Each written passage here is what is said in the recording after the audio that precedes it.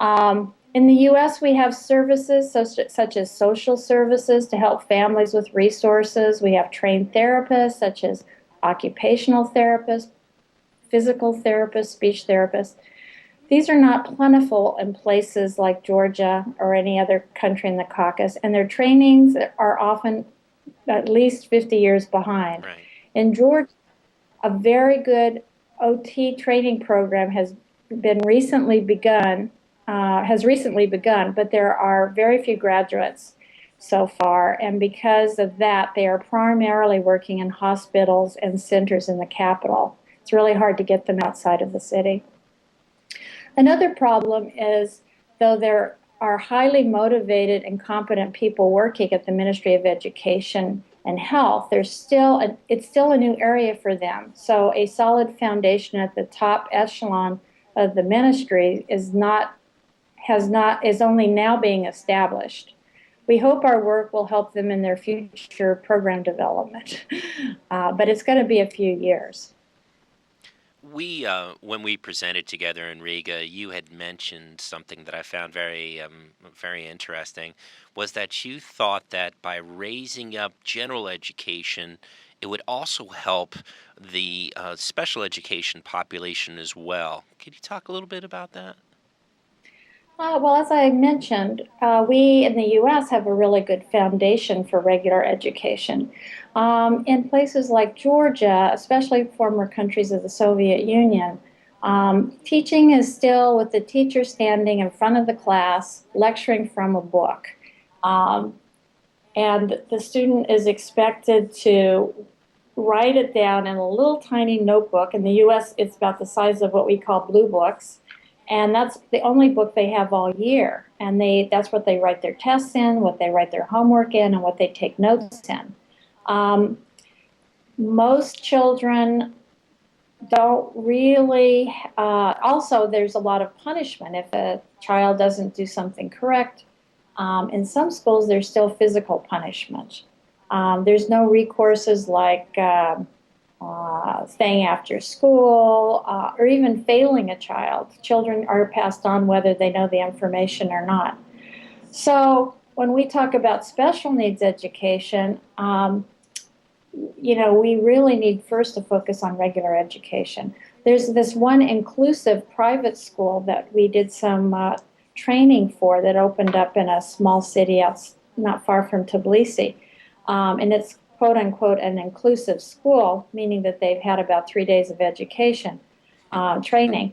But what's good about it is because their classrooms are small, it's a private school, that they are actually getting requests from regular school kids to attend, parents of regular school children, because they see that already this is an advantage for their child. And that's because this school has had a little bit more education, more modern education on how to work with children. So this is considered a real positive value for other parents outside that don't have special needs kids. When we were in Lafayette, we saw a school that had started as a special education school and brought in general education students, and found that that was a great way to incorporate an inclusionary model. There are particular challenges facing taking a former Soviet republic and moving into a free enterprise capitalist system. But you also have seen to express to me that you thought that Georgia has really come a long way, and that there is a real desire for them to be looking at ways to improve not only their educational system, but their free enterprise system as well. Roll. No, they're definitely, the government is aware, and the ministry is aware that regular education has to be improved. In fact, I worked on a booklet myself for the reteaching of regular teachers, recertification of regular teachers. And when I was working on it, it was actually the second attempt, because the first attempt, basically it was a little bit too high.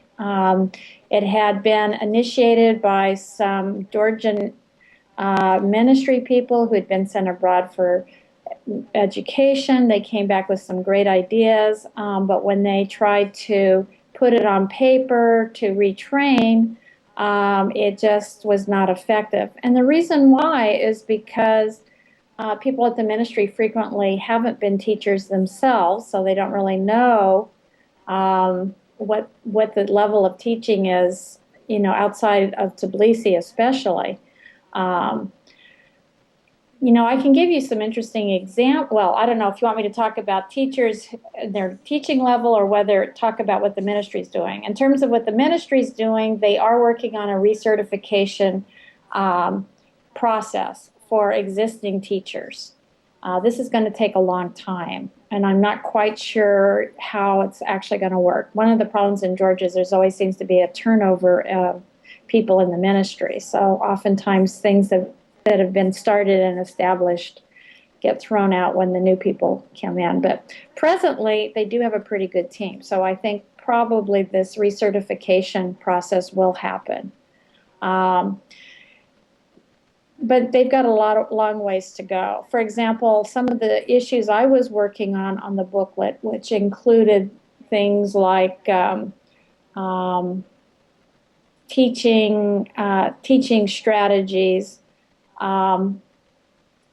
When I had some of my Georgian teachers in the countryside read what I wrote, they would say things like, "Oh, well, that won't work." For example, I had this idea, my Western way of thinking, that wouldn't it be great? We have all of these unemployed grandparents and parents, and one of the things about Georgia is that people are extremely well educated. They were well educated in the Soviet Union, but they don't have jobs now. Wouldn't it be great to have grandparents and unemployed parents come to the classroom, give little lectures, help with after-school activities, have reading groups. You could have individualized reading groups or just one-on-one teaching instruction with some of these well-educated grandparents and parents.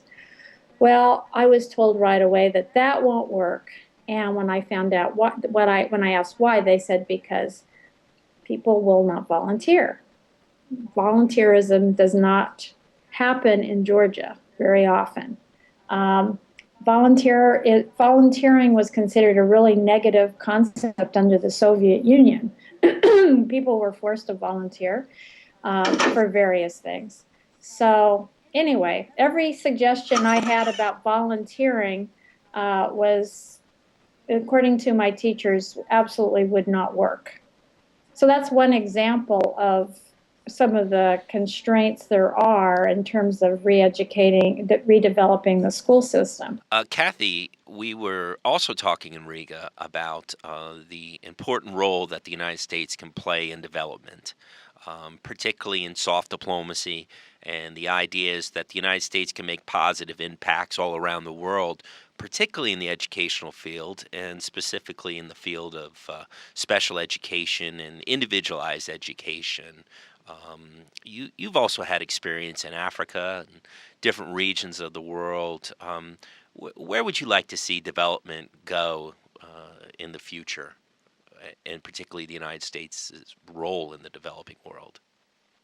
Well, that's a really hard question. I asked those. Well, I can tell what's not working, so maybe we can start there and then talk about maybe how that can be improved. What's not working, or seems to not be working, is a lot of money is being thrown at NGOs or from USAID and other organizations about developing programs, but they don't. The programs I've seen, with the exception of the World Bank, they do not use real professionals who know what they're doing to develop the programs, and they will design a huge program without actually knowing whether it's going to work. They don't do their homework. They don't find out what kind of cultural issues might be a problem. They don't try a small trial project and monitor closely to see, what worked and what didn't work. And so those are the things I noticed that is a big problem. And then what happens is the project goes on and they they write a nice report, and everybody that's working in the field or has glowing reports on how well the project's going. But if you look closely, you'll see really that it didn't work really the way they thought it did. But then nobody really does look closely, so and nobody really wants to complain because they want more money in the future. So of course they're going to have really nice reports. What would really be important, I think, is are smaller projects to begin with, trial projects, a lot of trial and error. I think research is really, really important.